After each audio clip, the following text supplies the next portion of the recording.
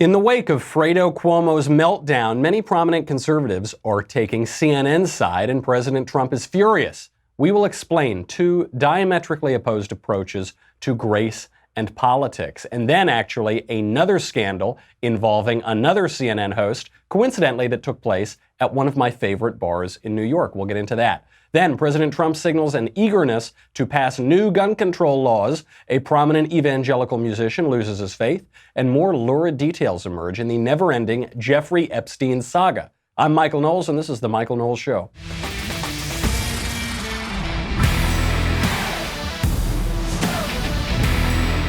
So Fredo goes unhinged. Chris Cuomo of CNN fame and Cuomo family Democratic politics fame, all of the conservatives make fun of them. You know, I made fun of him. I'm still making fun of him. I spent basically 10 hours on Twitter just making fun of him. A lot of conservatives were going after Chris Cuomo. I did point out, I said, I don't want public figures to be accosted just for expressing their viewpoint. That's not a good precedent. But nevertheless, this was a hilarious interaction. On the right, one of the biggest Trump defenders on the right, Sean Hannity, went on his Fox show and gave not just a kind of both sides, yeah, it's hilarious, but, you know, look, maybe we shouldn't encourage this. He gave a full-throated defense of CNN's Chris Cuomo. Here's Sean Hannity. This video surfaced showing a pretty tense altercation between Chris Cuomo, CNN, and another man who was lobbing insults. He started it, got in Cuomo's face, and by the way, his 9-year-old daughter and wife were there. Last night on Twitter, I defended Cuomo. He did not start this because I don't support harassment of any public figure, especially in front of their children and their family and their wife. No person in this country should be taunted because of their political beliefs or opinions. And with that said, Fredo is designed to be an insult, meaning, in other words, Fredo, the Corleone family, I wanted this for Micah. I never wanted this for anybody else. Okay, it was an insult. He was like the dumb brother in the show. So he's insulting Chris Cuomo. And Chris has a right to defend himself. And let's not be phony here. Everybody, we've all heard those words before. We've watched YouTube. And anyone feigning outrage like, oh, your precious ears never heard these words before. Frankly, you're probably full of it. Or if you act offended, you're just acting like a liberal that are offended by everything. All right, so that's as full-throated a defense as it gets. When he was on Twitter, Sean Hannity said, quote, good for Cuomo. Good for Chris Cuomo for fighting back. President Trump didn't like that very much. And we know that President Trump and Sean Hannity have a relationship, and he's brought Hannity on stage to stump for him, and he watches Hannity's show. He didn't like that very much. Here's what President Trump tweeted out. He said, quote, it always happens when a conservative does even a fraction of what Chris Cuomo did with his lunatic ranting, raving, and cursing, they get destroyed by the fake news. But when a liberal Democrat like Chris Cuomo does it, Republicans immediately come to his defense. We never learn. Now, he might have been pointing at other conservative figures, but I think President Trump was aiming this almost squarely at Sean Hannity. So what do we make of this? Who wins here? Who's correct? The Hannity approach, defend Chris Cuomo completely, no mocking Chris Cuomo, no just total defense of him, or this Trump approach of go for the jugular. Because what President Trump did as a result of this Cuomo video, he didn't say, look, Cuomo, he's an okay guy. Hey, we shouldn't do this. No, instead, he started selling T-shirts on his campaign website that say Fredo Unhinged, and it's these black and white zoom-ins on Chris Cuomo's face from the video, and it says, text Fredo to 88022. I assume this is a way to sign up for the Trump campaign. He's selling it for $34. By the way, if you're ever curious what I want for Christmas or for my birthday, that is the T-shirt. So he establishes the principle, and Trump is completely right about this general rule in politics. The left goes for the jugular, and we play by the Marquess of Queensberry rules. The left is engaged in a dirty, rotten street fight where there are no rules, and we're engaged in a very sophisticated boxing match. And Trump says, enough of this. We shouldn't do that. And he sells this T-shirt. I think Trump gets this basically right, to a point. I don't care that Chris Cuomo yelled at that guy. I want to live in a society that is defined by grace, where we don't just go out and harass every public figure, where a public figure can go out with his family and have a couple drinks and maybe lose his temper a little bit and have it not be the end of the world. I want to live in that society. That's the human and better society. But the left won't operate in that society. We would do it. The right always wants to do it. We've been doing it even in this Chris Cuomo scandal, even all the way up to Sean Hannity, who has one of the biggest programs on cable. But the left doesn't do it. There are whole organizations on the left that exist to get right-wing media personalities fired. Whole organizations that exist to get Hannity and Tucker and Laura Ingraham and Ben and Drew and me fired. Just last week, Media Matters took a shot at all of us here at the Daily Wire. They called us a cesspool of bigotry and hatred, and they tried to get us all to lose our jobs, and they did it by trying to organize advertiser boycotts to kick us out of our jobs. The right doesn't even have those organizations. But the left hates us so much that they won't even, forget the politicians, they won't even let the commentators speak. They so have no arguments to respond to us. They have so little to say. They're so afraid of what we're going to say that they go after us. The commentators. Just last week, the New York Times, the gray lady, blamed us for mass shootings. The New York Times, here's the headline. Quote, "How the El Paso killer echoed the incendiary words of conservative media stars." The alternate headline, "How the El Paso gunman echoed the words of right-wing pundits." So how are we supposed to respond? What are we supposed to do? What does this mean for another big scandal coming out of CNN that coincidentally took place at one of my favorite bars in New York? We'll get to that in a second. But first, if you want to give a truly meaningful gift, you have got to try paintyourlife.com. I've told you about Paint Your Life. I gave this to my stepbrother for his wedding when I first heard about Paint Your Life. It's this amazing product. So you can have an original painting of yourself or your children or your family or your little dog Fido or a beautiful place that you love. You can just take a photograph, you upload it. They hire an actual painter, like a fine artist who paints in oil or however else you want it painted. They will make you an original piece of art that you will work with them the whole time. You'll be getting proofs at a price you can afford. And that's the key, because if you want to commission artwork, that can cost thousands and thousands of dollars. But you can get an incredible price. I don't understand how they can charge this price at paintyourlife.com. It's a true painting done by hand. There's no tricks, no smoke and mirrors. It's done by a world-class artist created from a favorite photo. You choose the artist whose work you admire. The one that they did of my stepbrother is absolutely gorgeous. It's in Grand Central Station. It's just incredible. I am commissioning more work from that artist. It's so great. Right now, as a limited time offer, you get 30% off your painting. Do not miss out on this, guys. This is the coolest gift. The minute I saw it, I immediately decided I was going to order some more. 30% off and free shipping. Get this offer. Text Knowles, Knowles, to 484848. Do it right now. Knowles to 484848. Text Knowles to 484848. Message and data rates may apply. So you've got the New York Times even blaming not the politicians, but conservative commentators for mass shootings that were perpetrated, by the way, one by an eco-fascist and another by an avowed leftist who supports Elizabeth Warren. I mean, that's the lengths they're willing to go to. And yet we're really nice to Chris Cuomo. We're really nice to the left-wing commentators. They can't answer our arguments. They're afraid of what we're going to say. They try to get us fired. And then we point out that we actually don't care if Chris Cuomo loses his temper after a couple Coca-Colas out with his family at a beer garden. President Trump completely has a point on this. Now, I disagree in so much as I think the way we should handle this is we should still state the principle. We should go out there and say, look, I don't care. I don't care if Chris Cuomo goes out and wants to have a couple drinks, but we live in this graceless society, and you're going to get one of ours, and we're going to get one of yours. And then we should organize advertiser boycotts and get Chris Cuomo fired. Not because I want to, not because what Chris Cuomo did merits him getting fired, but because they do it to us, and we cannot unilaterally disarm. There's nothing good or moral or virtuous about unilaterally disarming and letting the left destroy our entire culture and our politics. There's nothing good about that. There's nothing moral about that.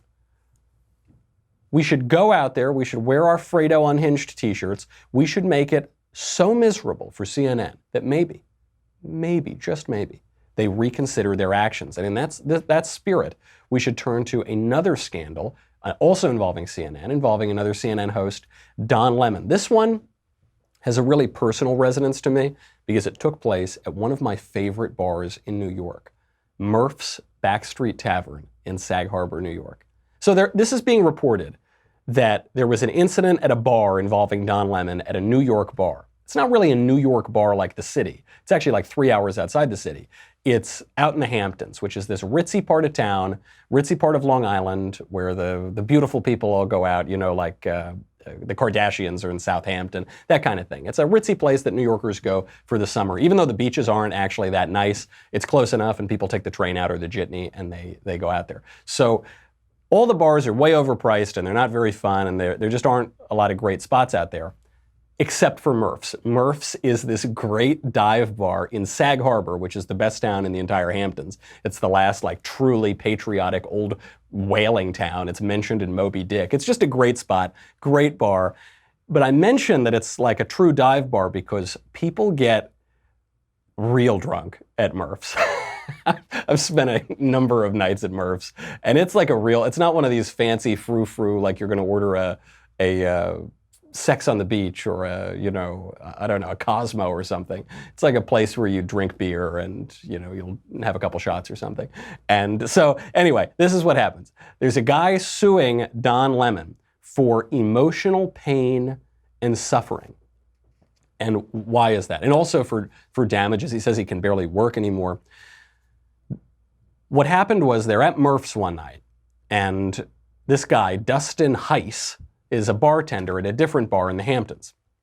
And he sees Don Lemon at Murph's. Murph's is a really tiny bar. I mean, it's like the size of my studio or smaller, and you know that I broadcast from a broom closet. So it's this tiny bar, and he sees Don Lemon across the way, and he tries to get Don Lemon's attention, and Don Lemon doesn't pay him any attention, and then he tries to buy Don Lemon a drink, and Don Lemon says, "Oh, no, thank you. I'm just going to be over here with my friends." Fast forward to the end of the night. Everyone's had a couple adult beverages, a few Coca-Colas at this point, and this is allegedly what happens. Lemon, quote, put his hand down the front of his own shorts and vigorously rubbed his genitalia, removed his hand, and shoved his index and middle fingers in the plaintiff's mustache and under the plaintiff's nose and asked, "Do you like," and then I'll substitute the words, "female genitalia or male genitalia?" And then they all sort of laugh, and Don Lemon leaves. So, as a result of this alleged incident, the guy is demanding $1.5 million from Don Lemon not to sue. He said, "I'm going to sue if you don't give me $1.5 million." That's a pretty bad altercation if it happened. I certainly wouldn't have enjoyed that. But I've been in some bars where, bar fights are going on, and people are getting kind of nasty with each other. And I've never been in a situation where I felt I was owed $1.5 million for something that happened to me in a bar.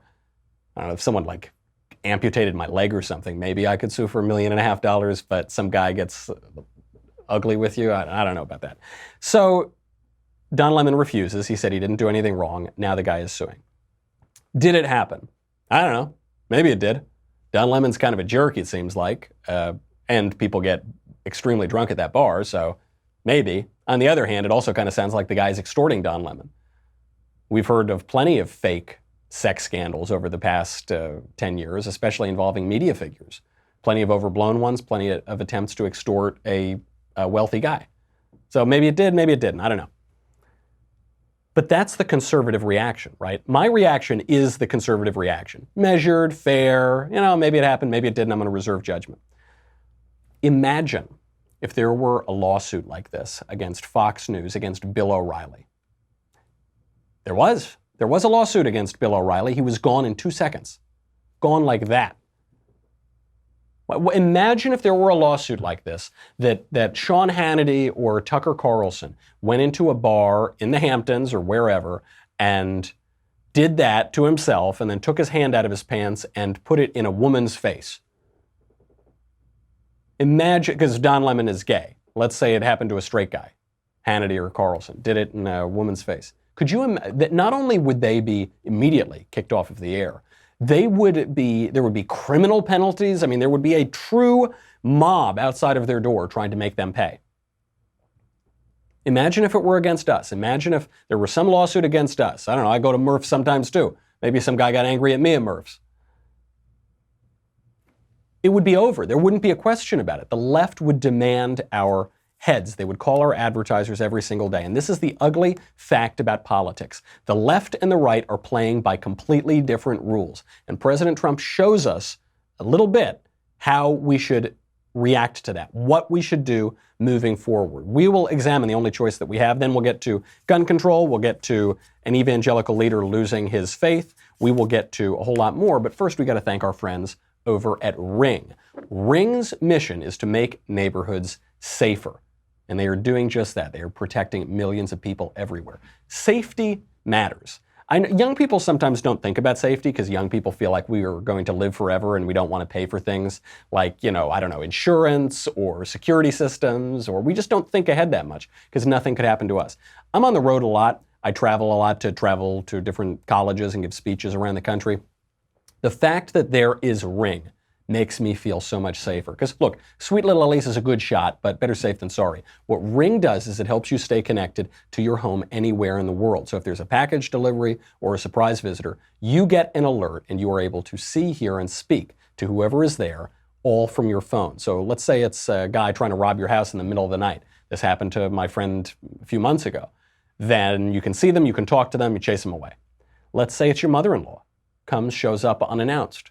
You can see her, and then you can zip your mouth and be very, very quiet still until she just walks away. You can do any of that from anywhere, your office, the beach, upstairs, in your bedroom. As a listener, you have a special offer on a Ring Starter Kit available right now. With a video doorbell and motion-activated floodlight camera, the Starter Kit has everything you need to start building a ring of security around your home. It is incredibly inexpensive, it's an unbelievable value, and you just feel like you're in the future. I mean, this is just obviously the way we're going to protect ourselves in the future. You can get it today. Go to ring.com/Knowles, Knowles, ring.com/Knowles, Knowles. An incredible product.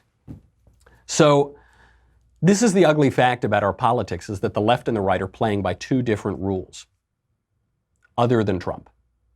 Because Trump isn't really on the right or the left, is he? I mean, he's been very conservative as president. He's been one of the most conservative presidents probably in American history. But throughout his career, it's not like he was some rigid right-winger. He was donating to Hillary and Pelosi and playing both sides of the aisle. He said he was a New York Republican or a New York Independent, or he was pro-choice. Now he's like very pro-life.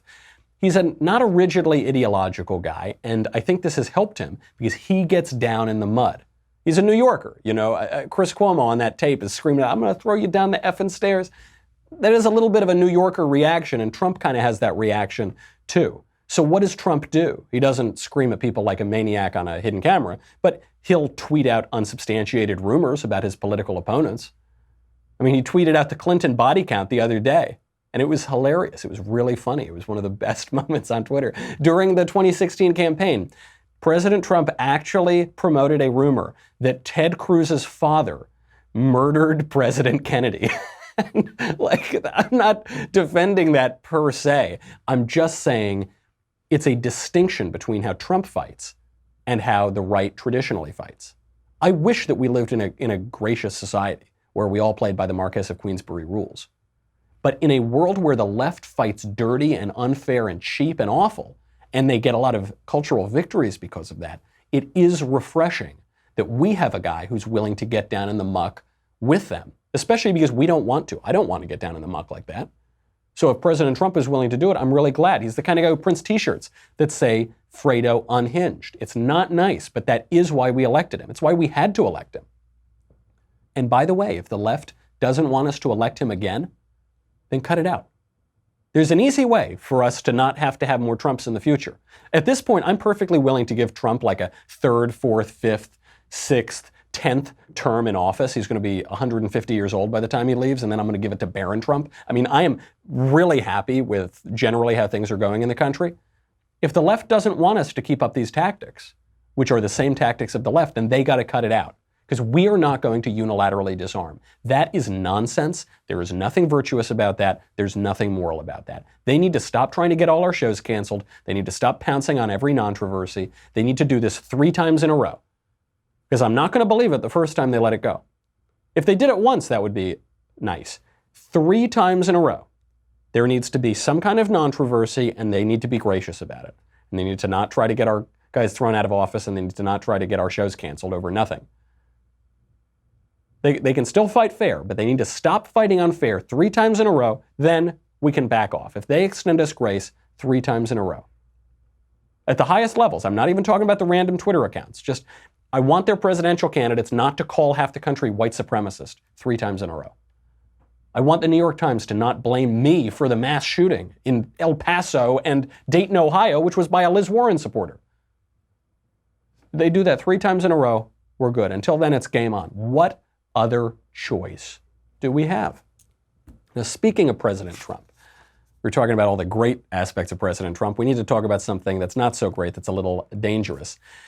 That is President Trump on gun control. So President Trump has signaled after those shootings a couple weeks ago, he signaled that he wanted certain kinds of gun control. He was very careful about how he was talking about it, but he still signaled he wanted more gun regulation. We've seen him do this before. He passed a gun regulation after the Las Vegas shooting, which was to ban, what's that thing called? The instrument that lets you fire a semi-automatic gun and make it look as though it's an automatic gun. Bump stock. So he banned bump stocks, which was completely pointless. It's not going to save any lives. It is a rounding error. It's nothing, but it's a virtue signal. Forget the fact that the vast majority of people who are killed with guns in this country are killed by handguns, not by AR-15s, not by any other guns, and certainly not by bump stocks. He still banned them, I think, sort of pointlessly. Now, the New York Times is reporting, so take it with a grain of salt, that President Trump is considering more gun control. They write, quote, Mr. Trump on Sunday telephoned Senator Chris S. Murphy, a Democrat who has been one of the leading voices in Congress for gun control, an indication that the president is interested in pursuing legislation. Earlier in the week, Mr. Murphy had contacted the White House to indicate that he was willing to work with Mr. Trump on the issue, which prompted the call. The conversation was positive, with Mr. Trump indicating that he was serious about persuading Republicans to act, according to officials familiar with their discussion. Bad idea. It's just a bad idea.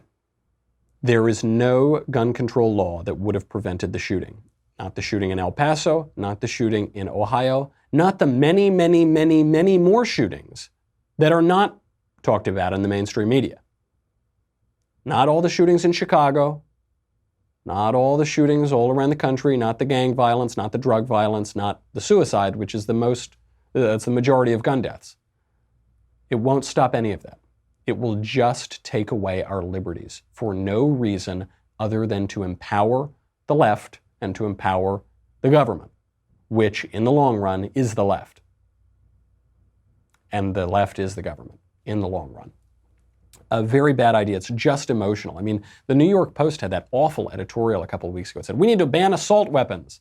Even though we can't define assault weapons, we need to ban them. And not just the cosmetic features, but the features that really differentiate assault weapons from other rifles, even though there aren't any features that substantively differentiate assault weapons, quote unquote, from other rifles. There's just nothing. It's just, we need to act now. It's this constant push of emotivism.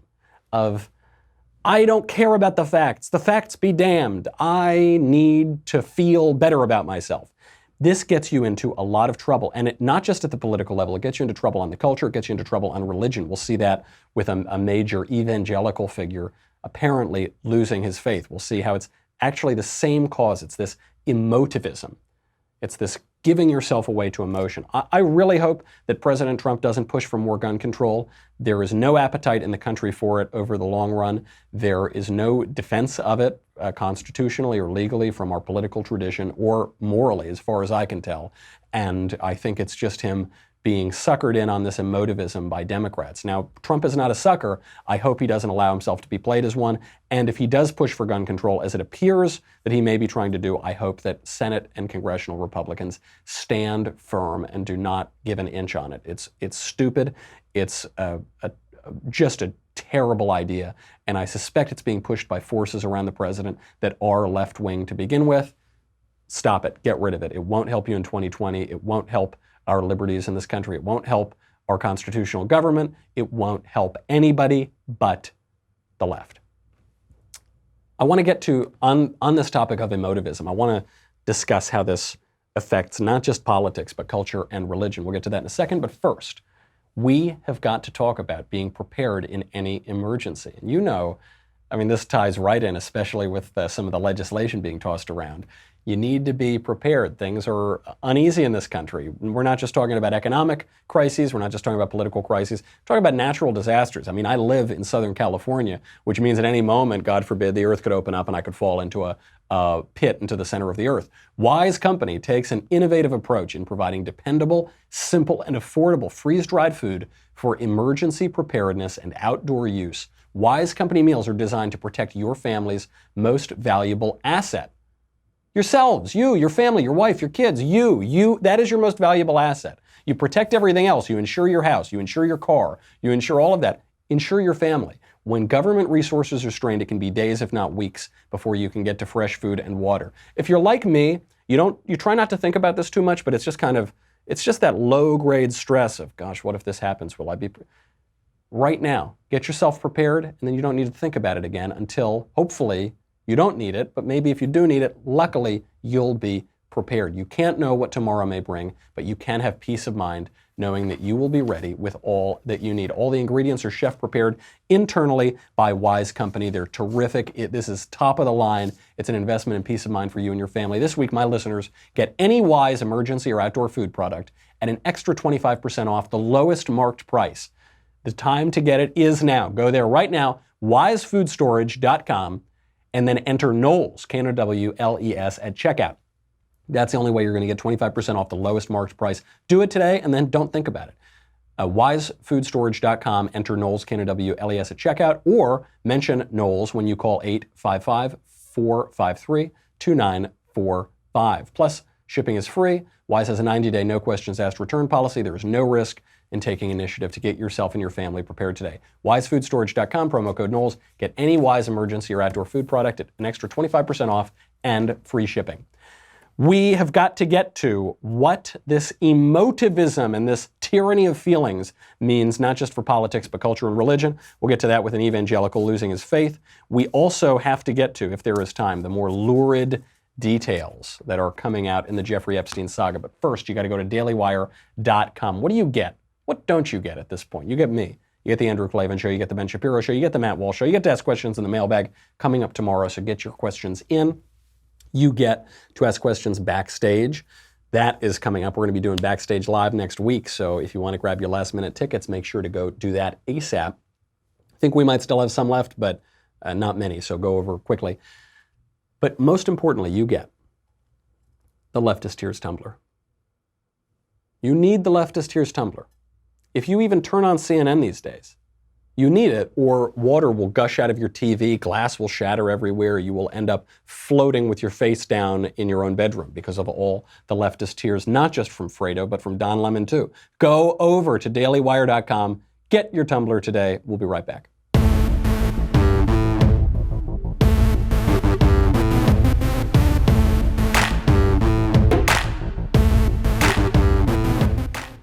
Okay, we've got to get to emotivism in religion. This is kind of a hobby horse of mine that I've been talking about for a little while.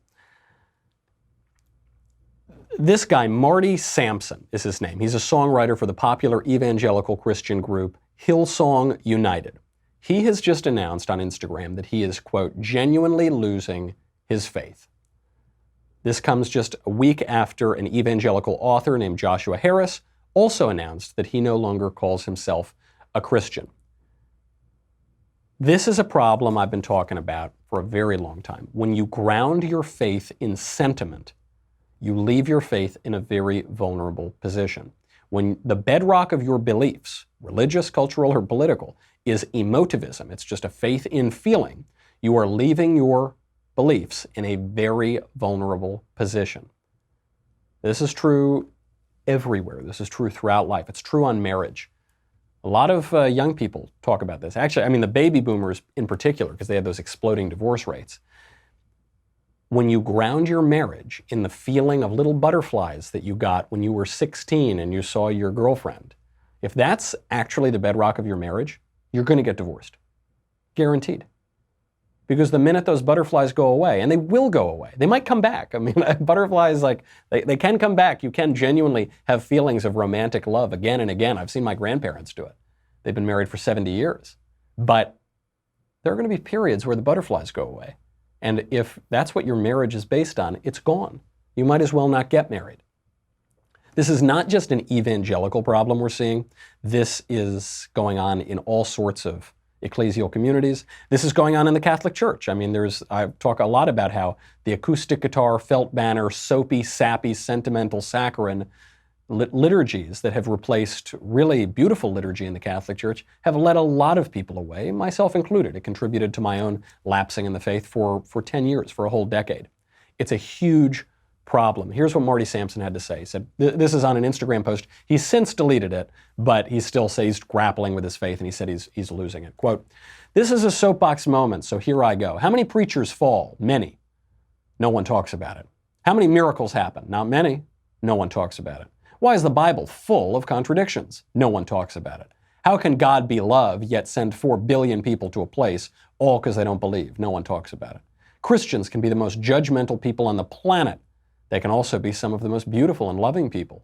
But it's not for me. I am not in anymore. I want genuine truth, not just the I believe it kind of truth. Science keeps piercing the truth of every religion." Yeah, okay. "Lots of things help people change their lives, not just one version of God. Got so much more to say, but for me, I'm keeping it real. Unfollow if you want. I've never been about living my life for others." Just that last bit might show you the problem, might be your first problem. If you can claim to be a prominent Christian leader and say with a straight face, "I have never been about living my life for others," you probably weren't much of a Christian leader. Probably didn't have all that much faith to begin with. I mean, everything he said is really stupid and really wrong and really misguided, but I don't totally blame him for it. What I suspect, which is true of a lot of people today, is that he did not have very much of a formation in the faith. What I suspect is that this guy had a lot of butterflies in his stomach and a lot of soft soap and shallow feelings. And then when that all went away, when he poked a little bit harder, his faith was based on nothing. He just had an acoustic guitar faith. He had faith in acoustic guitars. Not in the church, not in the faith, but in those nice acoustic guitar, sappy songs that I don't even think were cool in the 70s, but some people apparently like them. If your faith can be broken by the nature of miracle, if your faith can be broken by the mysteries presented in Scripture, or the problem of evil, or the relationship between reason and revelation, or the foundation of science itself, you probably didn't have a very sturdy faith to begin with. You just had sad, sappy, Hallmark music acoustic guitars. This is an example of the parable of the sower. I hope this guy is, what's his name? Marty Sampson. I hope he's watching this. I hope someone sends this to him. This is the parable of the sower from Mark chapter 4, or from Matthew chapter 4, I believe. Mark or Matthew, I'm not sure. Maybe my faith needs a little, needs to be rejuvenated as well. But here is the parable of the sower. "He was teaching them many things in parables, and in his teaching he said to them, 'Listen, behold, a sower went out to sow. And as he sowed, some seed fell along the path, and the birds came and devoured it. Other seed fell on rocky ground, where it did not have much soil, and immediately it sprang up, since it had no depth of soil. And when the sun rose, it was scorched, and since it had no root, it withered away. Other seed fell among thorns, and the thorns grew up and choked it, and it yielded no grain. And other seeds fell into good soil and produced grain, growing up and increasing and yielding 30-fold and 60-fold and 100-fold. And he said, 'He who has ears to hear, let him hear.'" Seems to me a pretty clear example of seed falling on rocky ground, where it did not have much soil, and it immediately sprang up and had no depth of soil. And then the sun rose, and it was scorched, because it had no root, and it withered away. This is, this is an across-the-board point that I make for all sorts of people who call themselves Christian. Follow the beauty and the goodness and the truth.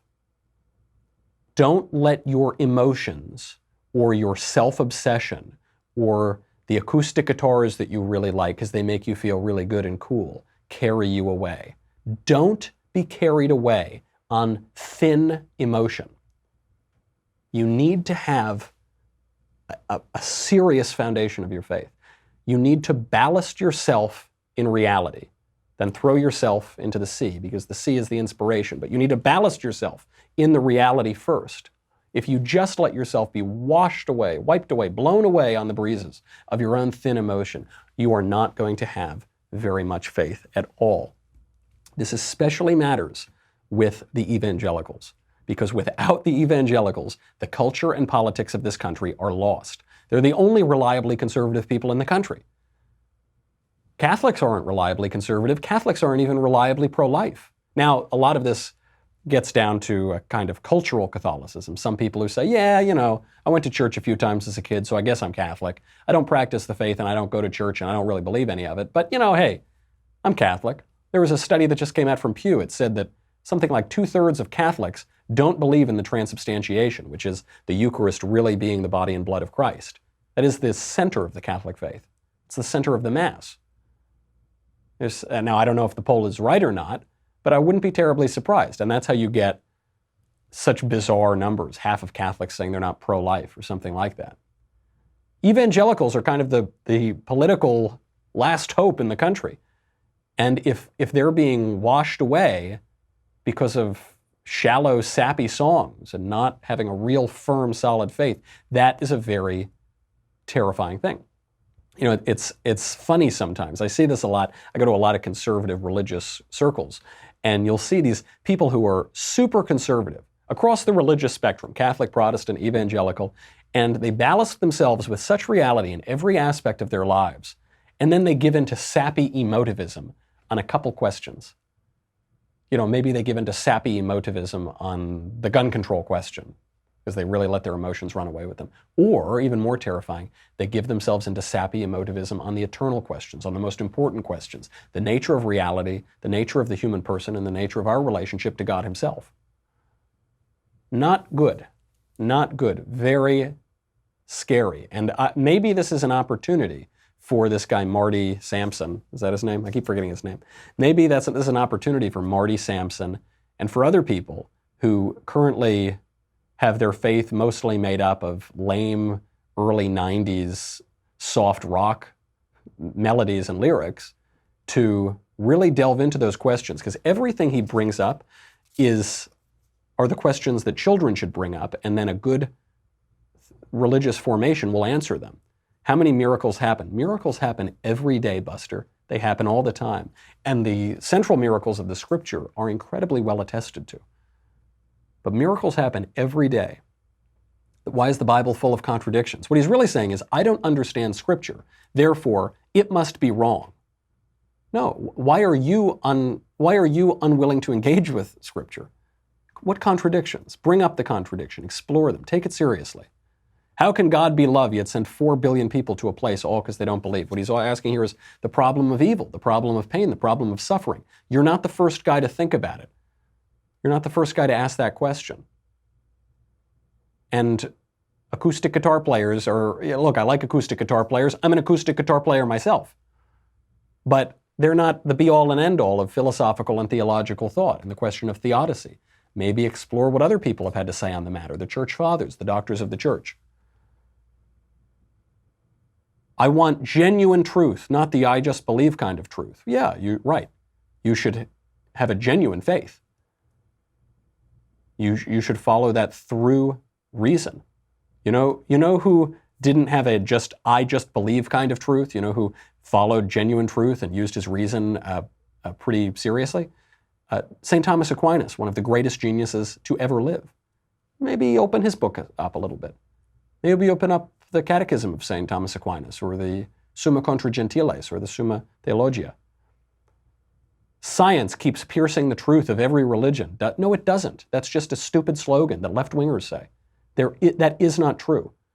Science comes naturally from the church. The basis of science is religious faith. You need to accept the premises of faith in order to think in the first place, and in order to follow the scientific method, and to trust your faculties of reason. There is a reason why The greatest scientists in history were all profoundly religious. It's why Isaac Newton spent the last 30 years of his life interpreting scripture. It's why Blaise Pascal, one of the great mathematicians and scientists of all of modernity, came up with Pascal's wager. He was profoundly religious. All of these guys. Got to use your mind. The guy who discovered the Big Bang. Do you know who discovered the Big Bang? A Catholic priest named Father George Lemaitre. The guy who discovered the human genome. All of these people were profoundly religious. Maybe they knew something that you, the acoustic guitar player, don't know. I'm just keeping it real. You're not keeping it real. You're allowing your emotions to fall away with you. You're grounding your faith on nothing but your own saccharine self-centeredness, and you should shake yourself out of it. I've never been about living my life for others. Well, then I guess you've never been about Christianity, buddy. And if you're interested in Christianity, maybe you should explore it with the wonder and awe of a child and not the cynicism of a professional musician and the saccharine sentiment of an acoustic guitar player. That's my rant on that. We have to ask a couple questions about Jeffrey Epstein because a day would no longer be a day if we weren't able to find more lurid details out about Jeffrey Epstein. Big question here is over deep fakes.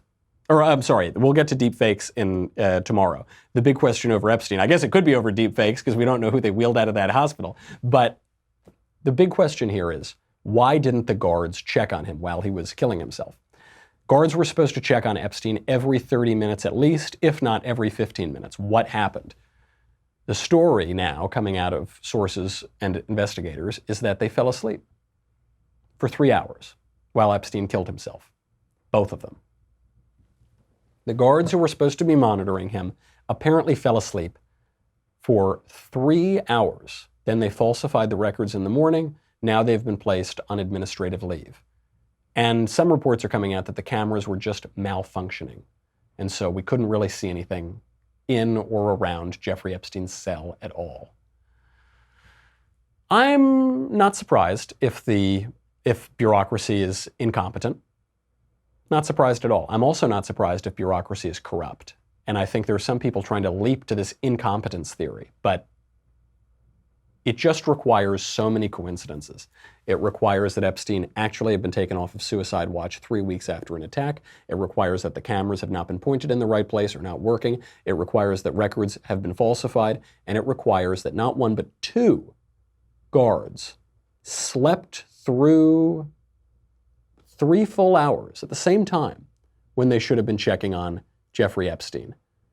And it requires that all of this happened right at the end of a news cycle on the best time to release news that you want to be buried to not have a huge effect. I'm skeptical. Not saying it couldn't happen, just saying I am skeptical. And if that level of incompetence and coincidence occurred, that is a scandal in and of itself. The 2 guards have apparently been placed on administrative leave. Okay. I ain't buying this. I ain't buying this at all. I also can't wait to find out that the 2 guards is, one is a sort of taller man in his 70s with gray hair. The other one is a shorter woman with blonde hair and wears a lot of pantsuits, kind of. No, I don't know what the guards looked like. They both had Groucho Marx glasses on and the mustache. I don't know what they looked like. I'm saying it's the Clintons, people. That's what I'm saying now. I don't know. I'm just saying there are some people on the right and the left who want to say, okay, open and shut case, nothing to see here, move along, move along. I don't buy that. Way too many coincidences going on. Speaking of deep fakes, though, of the deep fakes either of the supervillain now on his space station because they wheeled a deep fake out of a hospital, there is a big story on this. You've got deep fakes coming out. It could really affect our politics. It could affect our culture. A lot of people are freaking out because you can make people say or do anything you want on video. I actually think it's a pretty good thing, but I guess we'll have to get to it tomorrow. In the meantime, I'm Michael Knowles. This is The Michael Knowles Show. See you then.